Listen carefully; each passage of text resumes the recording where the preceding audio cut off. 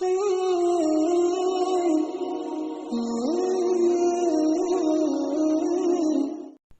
اللہ الرحمن الرحیم۔ السلام علیکم ناظرین، آج کا ویڈیو جو میں آپ کی خدمت میں لے کر آیا ہوں اس کا عنوان ہے تاجدار کربلا حضرت امام حسین رضی اللہ تعالی عنہ کی شہادت۔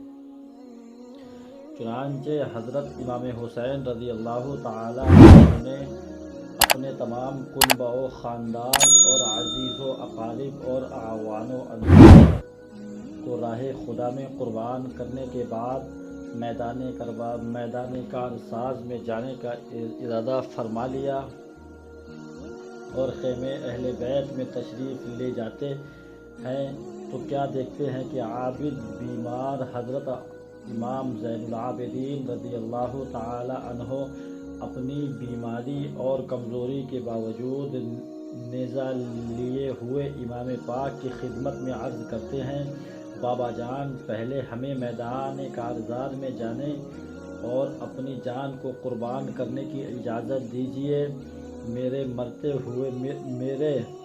ہوتے ہوئے آپ شہید ہو جائیں، یہ نہیں ہو سکتا۔ حضرت امام پاک نے اپنے نور نظر حضرت زین العابدین کو اپنی آغوش محبت میں لیا، پیار کیا اور فرمایا، بیٹا ابھی تمہارا وقت نہیں آیا ہے، ابھی تو تم کو اپنی ماں اور بہنوں کی حراست کرنی ہے اور ان بے کسا اہل بیت کو وطن تک پہنچانا ہے۔ میرے پیارے بیٹے، اللہ تعالیٰ تمہیں سے میری نسل اور حسینی سادات کا سلسلہ جاری فرمائے گا۔ دیکھو صبر و شکر سے رہنا اور راہ حق میں آنے والی ہر تکلیف و مصیبت کو خندہ پیشانی سے برداشت کرنا، ہر حالت میں نانا جان رسول اللہ صلی اللہ تعالی علیہ وسلم کی شریعت و سنت کی پابندی کرنا۔ بیٹا مصائب و آلام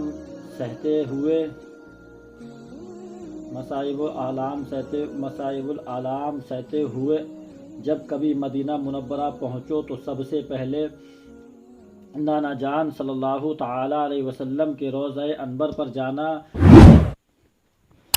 اور نانا جان کو میرا سلام کہنا، سارا آنکھوں دیکھا حال سنانا، میری امی جان حضرت فاطمۃ الزہرا کی قبر پر جانا اور ان کو بھی میرا سلام کہنا، پھر میرے بھائی حضرت حسن مجتبیٰ کو میرا سلام کہنا۔ میرے پیارے بیٹے زین العابدین، میرے بعد تم ہی میرے جانشین ہو۔ اور امام پاک نے اپنی دستار مبارک اتار کر حضرت امام زین العابدین رضی اللہ تعالی عنہ کے سر پر رکھ دی اور اس صابر و عابد بیٹے کو فرش علامت پر لٹا دیا۔ ابھی امام پاک نے اس صندوق کو کھولا جس میں تمام تبرکات رکھے ہوئے تھے، قبائے مصری زیب تن فرمائی اور اپنے نانا جان محبوب رسول خدا صلی اللہ تعالی علیہ وسلم کے عمامہ شریف سر پر باندھا۔ حضرت امیر حمزہ رضی اللہ تعالی عنہ کی ڈھال پشت پر رکھی اور اپنے بزرگوار اور ڈھال پشت پر رکھی اور اپنے برادران اکبر حضرت امام حسن مجتبیٰ رضی اللہ تعالی عنہ کا پٹکا اپنی کمر پر باندھا اور اپنے باپ حضرت علی شیر خدا رضی اللہ تعالی عنہ کی تلوار ذوالفقار حمائل کی شہیدوں کے سردار حضرت امام پاک سب کچھ راہ خدا میں قربان کرنے کے بعد اب اپنی جان عزیز کو قربان کرنے کے لیے تیار ہو گئے۔ بیویوں نے جب اس منظر کو دیکھا تو ان پر بے کسی کی انتہا ہو گئی، چہروں کے رنگ اڑ گئے اور آنکھوں سے آنسو کے موتی ٹپکنے لگے۔ حضرت زینب نے آنسو بہاتے ہوئے کہا، پیارے بھیا۔ بیویوں نے درد عالم میں ڈوب کر کہا، ہمارے سرتاج۔ اور حضرت سکینہ نے روتے ہوئے کہا، بابا جان کہاں جا رہے ہو؟ اس جنگل میں ہمیں کس کے سہارے چھوڑ کر جا رہے ہو؟ جو درندے ننھے علی اصغر پر رحم نہیں کھائے وہ سفاک ظالم ہمارے ساتھ کیا سلوک کریں گے؟ حضرت امام پاک نے فرمایا اللہ تعالیٰ تم لوگوں کا حافظ و نگہبان ہے۔ آپ نے سب کو صبر و رضا کی تلقین فرمائی اور مرضی مولا پر صابر و شاکر رہنے کی وصیت کی اور اپنا آخری دیدار دکھا کر فرمایا تم سب کو میرا آخری سلام ہو، اور گھوڑے پر سوار ہو گئے۔ فاطمہ کے لاڈلے کا آخری دیدار ہے۔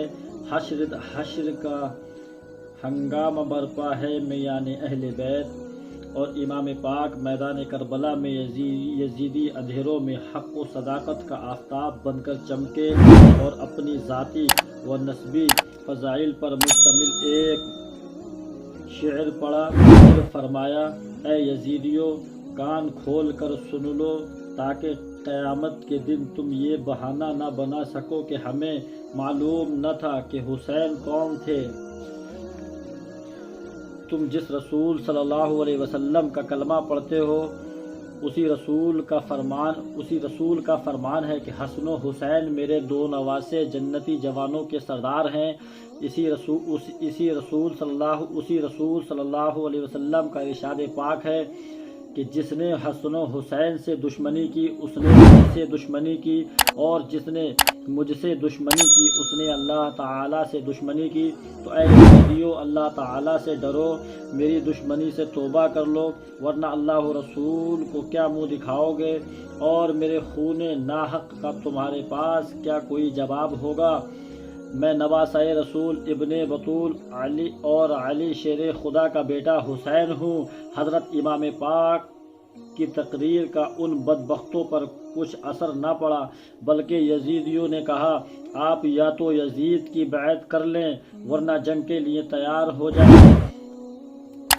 اب حضرت امام پاک 20,000 یزیدیوں کی فوج کے سامنے کھڑے ہو کر فرما رہے تھے کہ اپنے بہادروں کو میرے مقابلے کے لیے بھیجتے جاؤ۔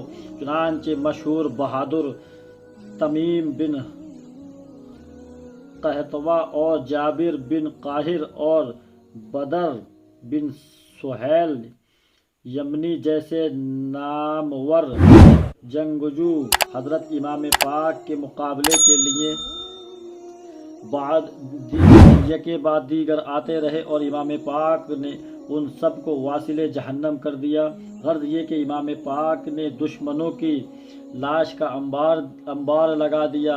دشمنوں کے لشکر میں شور مچ گیا کہ جنگ کا یہ انداز رہا تو ہماری فوج کا ایک بھی سپاہی بچ کر نہیں جا سکتا، لہذا اب موقع مت دو، چاروں طرف سے گھیر کر ایک باری حملہ کرو۔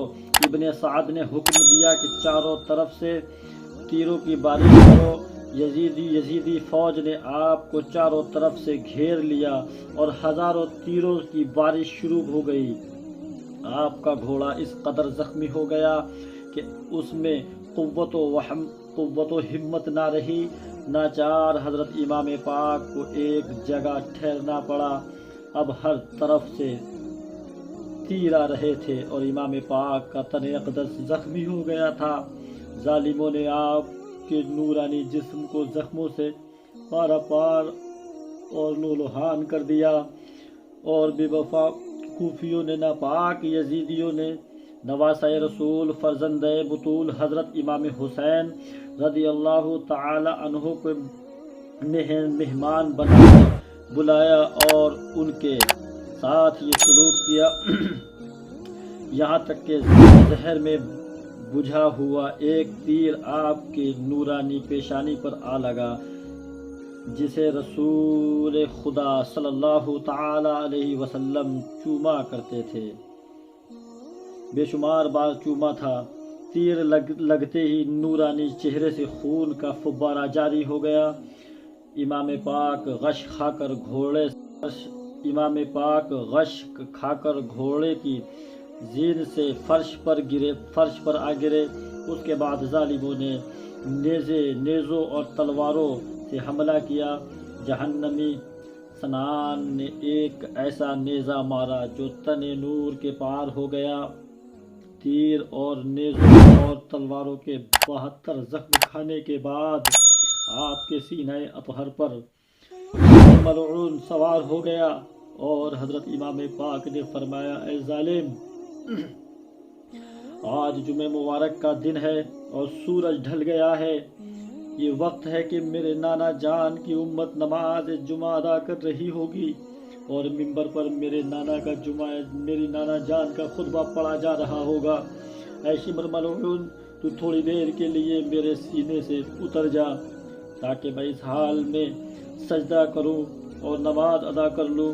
چنانچہ حضرت امام پاک نے نماز شروع کی اور اپنی زندگی کے آخری سجدے میں تشریف لے گئے کہ شمر مردود نے ایسی تلوار ماری کہ امام پاک کا سر انور جس میں نور سے الگ ہو گیا۔ اسی طرح تیر اور نیزے اور تلواروں کے 72 زخم کھانے کے بعد 56 سال 5 ماہ اور 5 دن کی عمر میں جمعہ مبارک کے دن محرم شریف کی 10 تاریخ ہجری 61 مطابق سن 680 کو امام پاک شہید ہو گئے۔ انا للہ و انا الیہ راجعون۔ اگر ویڈیو پسند آیا ہو تو چینل کو سبسکرائب ضرور کریں اور گھنٹی کا بٹن ضرور دبائیں تاکہ جب بھی کوئی ویڈیو اپلوڈ کیا جائے تو اس کا نوٹیفیکیشن وقت پر آپ تک پہنچ سکے۔ شکریہ۔ میرے بولنے میں کسی بھی طرح کی کوئی بھی غلطی ہوئی ہو آپ گواہ ہو، میں اللہ تعالیٰ کی بارگاہ میں توبہ کرتا ہوں۔ استغفر اللہ ربی من کل ذنب و اتوب الیہ۔ السلام علیکم۔